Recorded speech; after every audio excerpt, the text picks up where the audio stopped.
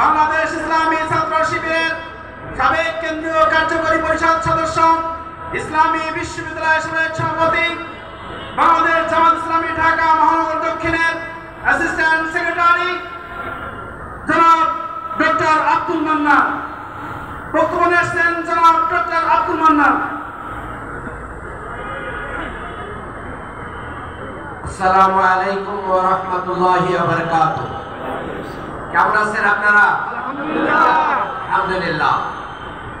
বাংলাদেশ জামাত ইসলামী বংশাল থানা কর্তৃক আয়োজিত আজকের এই ঐতিহাসিক কর্মী সম্মেলনের সংগ্রামী সভাপতি, সংগ্রামী নেতৃবৃন্দ, সংগ্রামী সাংবাদিক বন্ধুগণ, বাংলাদেশ জামাত ইসলামের কর্মী ভাইয়েরা, আইন শৃঙ্খলা নিয়োজিত আমাদের প্রশাসনের ভাইয়েরা, অত্র এলাকার আমাদের মা বোনেরা, আসসালামু আলাইকুম ওয়া রাহমাতুল্লাহি তাআলা ওয়া বারাকাতুহু।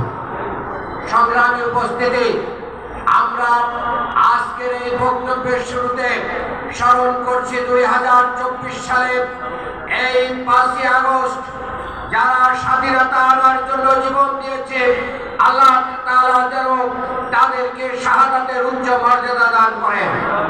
যারা আহত হয়েছেন, পঙ্গুত্ব বরণ করেছেন, তাদেরকে আল্লাহ তাআলা যেন দ্রুত সুস্থতা দান করেন।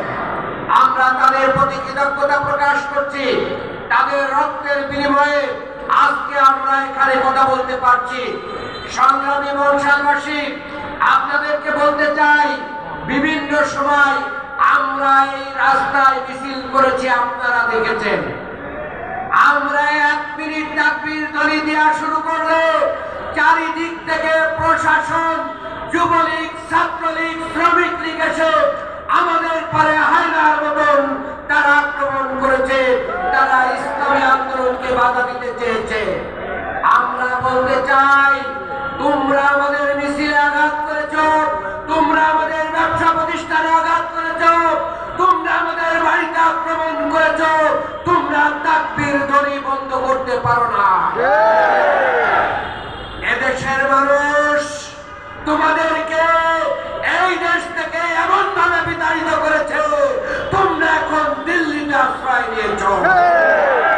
তোমরা চিরচরিত নিয়ম অনুযায়ী দিল্লিতে দাদা বাড়িতেই থাকো, কারণ 71 সালে যখন এই দেশের মানুষ যুদ্ধ করেছিল, তোমার বাবা ছিল পাকিস্তানে আর আওয়ামী লীগের নেতারা ছিল ইন্ডিয়াতে। তারা এই দেশের মানুষকে মুক্ত করার জন্য কোনো যুদ্ধ করে না।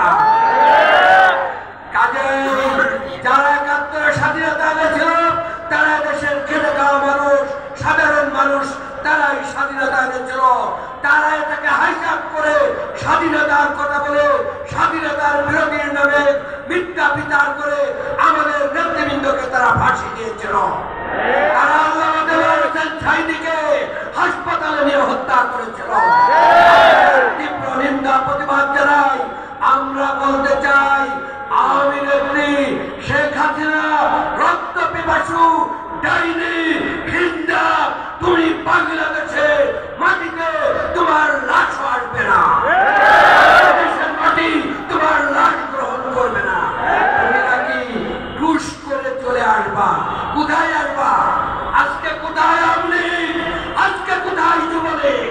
আজকে কোথায় ছাত্রলীগ? আজকে কোথায় আওয়ামী লীগের নেতারা? তোমরা সিঁদুর মেখে সনাতনী সেজে তোমরা রাস্তায় এসে বলতে চাও আমরা হিন্দু।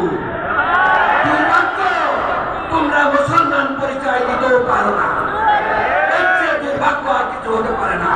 এরপরে আমি বলতে চাই, ওরা ব্যাংক লুট করেছে, ওরা অর্থ লুট করেছে, ওরা চাঁদাবাজি করেছে, ওরা দখলবাজি করেছে। এই গুলিস্তান এবং এর আশেপাশে প্রতিটি দোকান থেকে ওরা চাঁদা নিয়েছে, ফুটপাত থেকে চাঁদা নিয়েছে, ওরা চাঁদা ভাগ বটরা করেছে। ওরা আমাদের বিএনপি নেতা আলম ভাইকে ওরা গুম করেছে। নুরুল ইসলাম নুরুল ভাই এসেছেন, নারায়ে তাকবীর।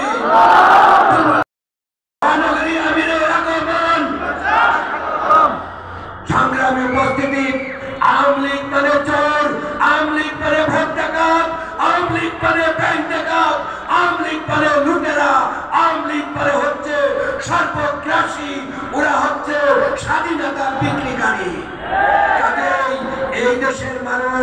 আওয়ামী লীগকে প্রত্যাখ্যান করেছে। আরেকটি কথা বলতে চাই, এখনো কোন কোন লোক, কারো কারো বন্ধু, তারা আওয়ামী লীগের কায়দায় আবার চাঁদাবাজি, দখলবাজি করার চিন্তা করছেন। আপনারা যদি এটা বন্ধ না করেন, বাংলাদেশ জামাত ইসলামীর নেতৃত্বে ঢাকাবাসীকে সাথে নিয়ে আমরা চাঁদাবাজ, দখলবাজ মুক্ত বাংলাদেশ করব ইনশাআল্লাহ। বাংলাদেশ ভাই, আপনারা আমাদের সাথে থাকবেন। কর্মী ভাইদেরকে বলতে চাই, আপনারা মানুষের বাড়ি বাড়ি দাওয়াত দিয়ে যান, তাদেরকে নামাজ পড়া শেখান, তাদের হাতে কোরআন তুলে দেন, ইসলামী সাহিত্য তুলে দেন, বুকের সাথে আলিঙ্গন করুন, জামাত ইসলামের সৌন্দর্যকে মানুষের সামনে তুলে ধরুন। তাহলে জামাত কর্মী হিসেবে আপনি যদি প্রতিটা বাড়িতে বাড়িতে, প্রতিটা ব্যবসা প্রতিষ্ঠানে, প্রতিটা মানুষের কাছে দাওয়াত পৌঁছাতে পারেন, তাহলে এই এলাকা ইসলামী আন্দোলনের ঘাঁটিতে পরিণত হবে ইনশাআল্লাহ। সবাইকে সেই আহ্বান জানিয়ে আমার বক্তব্য শেষ করছি। আসসালামু আলাইকুম ওয়া রাহমাতুল্লাহ।